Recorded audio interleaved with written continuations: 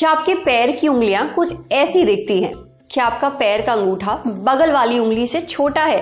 क्योंकि अगर ऐसा है तो बधाई हो, बड़े खुशनसीब हैं आप। ऐसे लोग तो बड़े भाग्यशाली होते हैं। यही नहीं, उन्हें अपने पार्टनर से खूब प्यार मिलता है, मोटा पैसा भी आता है। वहीं आप स्वभाव से जिद्दी होते हैं, कभी हार ना मानने वाले, कल्पना से भरपूर। कंफ्यूज होने की जरूरत नहीं है, आप सेहत ही देख रहे हैं, एस्ट्रो तक नहीं। लेकिन ये बातें आपने बड़े बुजुर्गों से कई बार सुनी होंगी। पैर की उंगली ऐसी है तो ये गुण है, वैसी है तो वो गुण है। अब क्या वाकई ऐसा होता है?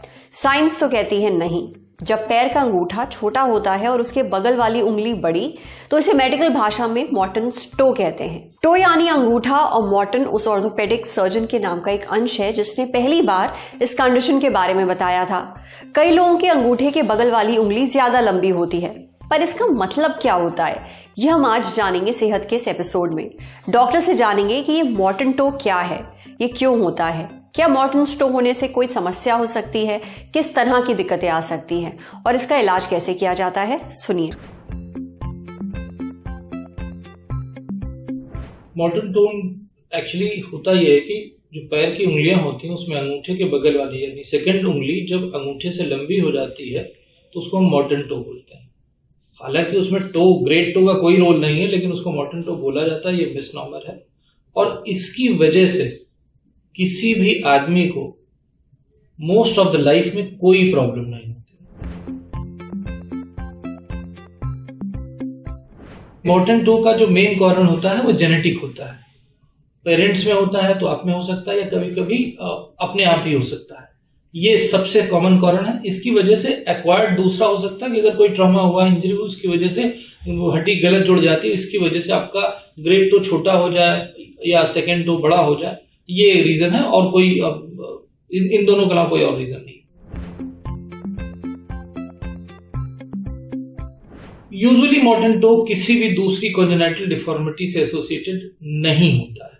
तो अगर किसी के घर में बच्चों को ये आइडेंटिफाई भी होता है तो उसके लिए पैनिक या परेशान होने की जरूरत नहीं है, जब तक कि उस टो की वजह से पैर में कोई दर्द ना आए।